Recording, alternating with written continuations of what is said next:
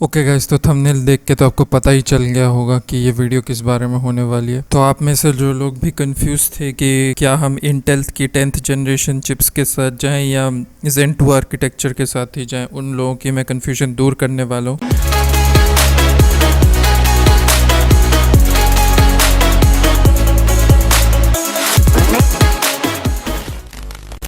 यहाँ पे कुछ बेंचमार्क्स के बारे में बात करेंगे और ओवरऑल सीपीयूज के परफॉर्मेंस के बारे में बात करेंगे। तो सबसे पहले जो मेन डिफरेंस इन दोनों सीपीयूज या फिर कह सकते हैं कि इंटेल की 10th जनरेशन की सीरीज की सीपीयूज में देखने को मिल रही है हमें, वो है हाइपर थ्रेडिंग। तो हाइपर थ्रेडिंग इनेबल्ड होने के बाद ये सारे प्रोसेसर्स मतलब डबल नंबर ऑफ थ्रेड्स के साथ आ रहे हैं। तो i5 इस बार जो 10th जनरेशन का आया है, ये प्रोसेसर 6 कोर और 12 थ्रेड्स के साथ आता है और R5 3600 भी 6 कोर 12 थ्रेड्स के साथ ही आता है। तो यहाँ पे जो मुकाबला है वो देखने के लिए काफ़ी इंटरेस्टिंग रहेगा। और यहाँ पे जो CPU के बेंचमार्क्स लीक हुए हैं वो 10400 है। तो जिन लोगों को पता नहीं है, ये 10400 CPU 10400F का ही एक कज़न है। बस इसमें मेन डिफरेंस ये है कि 10400 में इंटीग्रेटेड GPU आपको मिलेगा। तो आप आशा कर सकते हैं कि 10400F की भी परफॉर्मेंस सेम ही रहेंगी, लेकिन इसमें एक्सटर्नल GPU यूज़ करने की वजह से हमें मतलब इसकी प्राइसिंग कम होती है। इसकी प्राइस उस वजह से कम नहीं है, इसकी प्राइस इस वजह से कम है क्योंकि इसमें इंटीग्रेटेड ग्राफिक्स आपको नहीं मिलेगा। तो यहाँ पे आपको ये प्रोसेसर इंडिया में 14,000 के आसपास का मिल सकता है। और अगर आप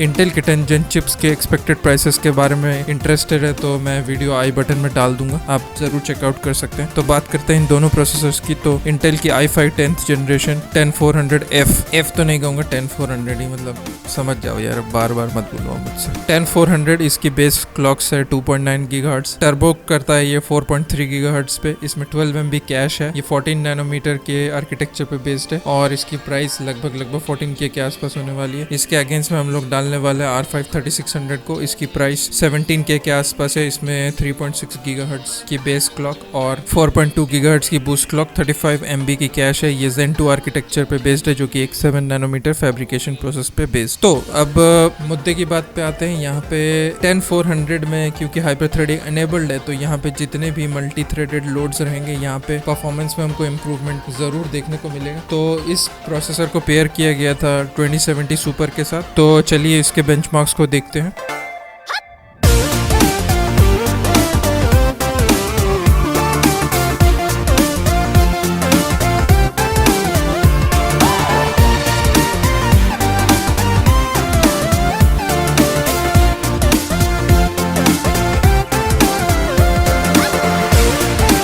तो जैसा कि आपने बेंचमार्क्स को चेकआउट कर ही लिया है, तो बेंचमार्क्स देख के हमें क्लियरली पता चल रहा है कि मतलब इंटेल का इस बार वाला प्रोसेसर काफ़ी अच्छी टक्कर दे रहा है Ryzen 5 3600 को। अब यहाँ पे कुछ की फैक्टर्स है जो आपको कंसीडर करने पड़ेंगे। तो उससे पहले हम लोग बात करेंगे गेमिंग और मल्टी थ्रेड लोड्स की में इसकी परफॉर्मेंस के बारे में। तो जैसे बेंचमार्क्स में आप सिनेबेंच स्कोर्स वगैरह को देखने से आपको पता ही चल रहा है कि ये लास्ट बार की जनरेशन से काफ़ी इंप्रूव किया है क्योंकि इसमें हाइपर थ्रेडिंग का सपोर्ट इन्हें मिला हुआ है। इसके अलावा भी जो भी हम लोग डिफरेंट बेंचमार्क्स यहाँ पे यूज़ किए हैं, CPU mark 5 strike time spy etcetera, इनमें भी आप देख सकते हैं कि स्कोर काफ़ी इम्प्रूव्ड है और Ryzen 5 3600 के बिल्कुल आसपास है। तो यहाँ पे अगर आप प्रोडक्टिविटी लोड के बारे में बात करेंगे तो आपको ऑब्वियसली Ryzen 5 3600 में इम्प्रूव्ड परफॉर्मेंस मिलेगी। यहाँ पे 10 to 20% का हमको डिफरेंस इजीली देखने को मिल जाएगा। तो अगर मल्टी थ्रेडेड लोड्स की बात की जाए तो क्लियरली Ryzen 5 3600 यहाँ पे चैंपियन है। लेकिन जब आप गेमिंग परफॉर्मेंस के बारे में बात करेंगे तो यहाँ पे आपको थोड़ा सा अलग देखने को मिलेगा। तो यहाँ पे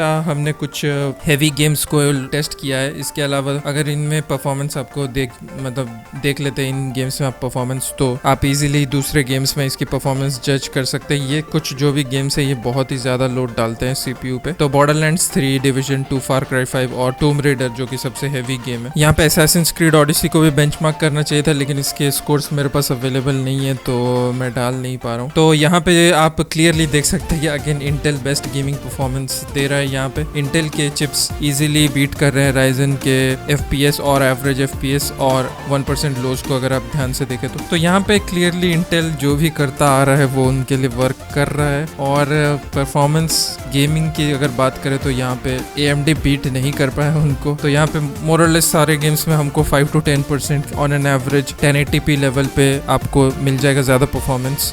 इंटेल के चिप्स में। और अगर आप राइजन चिप्स में 1440p की परफॉर्मेंस देखें तो ये काफ़ी क्लोज आ जाती है इंटेल के, क्योंकि अब देखिए उसमें लोड्स ज़्यादा होता है और रेंडरिंग भी ज़्यादा करना पड़ता है CPU को, तो यहाँ पे जो गैप है ये थोड़ा कम होकर 5 से कम % में आ जाता है। तो 1440p गेमिंग में अगर आप इंटरेस्टेड हैं तो किसी भी प्रोसेसर को चूज़ कर सकते हैं, यहाँ पे आपको ज़्यादा डिफरेंस नहीं मिलेगा। लेकिन एक ही बात वही है कि प्राइसिंग डिपेंड करता है, प्राइसिंग पर डिपेंड करेगा कि कौन सा प्रोसेसर बेटर है। अगर आप बिल्ड करेंगे तो आपको क्या क्या चीज़ें कंसिडर करनी चाहिए। 10400F के बारे में बात करेंगे क्योंकि यही मेन कॉम्पिटिटर माना जाता था। तो पिछले साल का 9400F की जगह ये 10400F लेगा। अब इसकी प्राइसिंग कितनी होगी इस पर डिपेंड करेगा। तो कंपैरिजन कुछ करते हैं हम लोग इसी बारे में। तो ये जो प्रोसेसर है 10400F, ये इसमें सबसे पहली प्रॉब्लम है कि इसमें कोई ओवरक्लॉकिंग का आपको सपोर्ट नहीं मिलेगा। अगर आपको ओवरक्लॉकिंग चाहिए तो आपको 10600K के साथ जाना पड़ेगा, जो कि काफ़ी महंगा है। इसकी प्राइस ऑलमोस्ट Ryzen 3600X के बराबर है। तो इस प्रोसेसर की प्राइस कितनी होती है ये मेन फैक्टर है कि अगर ये 12 to 14,000 के बीच में आता है तो ये काफ़ी प्रॉफिटेबल डील रहेगा और ये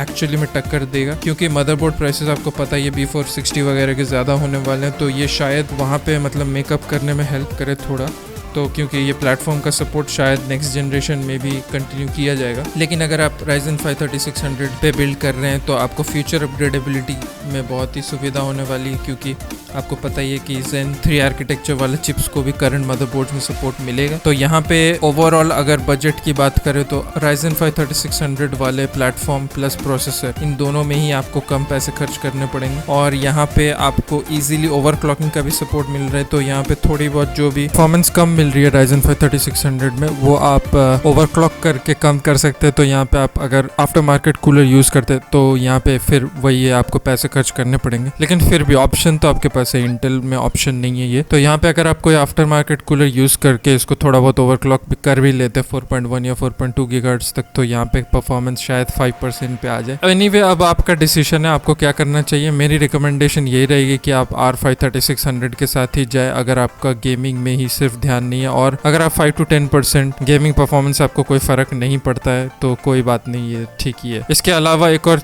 इंपॉर्टेंट चीज़ Ryzen 5 की यही रहेगी कि आपको फ्यूचर अपग्रेडेबिलिटी का ऑप्शन मिल रहा है। तो अगर आप B450 मदरबोर्ड्स पे है तो यहाँ पे आप Zen 4 में इजीली अपग्रेड कर पाएंगे। तो ये एक और जनरेशन का आपको इजीली अपग्रेड फ्री में मिल रहा है। ये ऑप्शन इंटेल में भी अवेलेबल है, लेकिन अगर आपके पास है बोर्ड्स तो आप ट्राई कीजिए कि R5 3600 के साथ ही जाए। तो आशा करता हूँ मेरी वीडियो आपको पसंद आई होगी, और अगर ये वीडियो आपको पसंद आई है तो लाइक करना ना भूलें। चैनल पर अगर आप नए आए हैं तो चैनल को सब्सक्राइब करना ना भूलें, और मैं मिलता हूँ आपसे अगली वीडियो।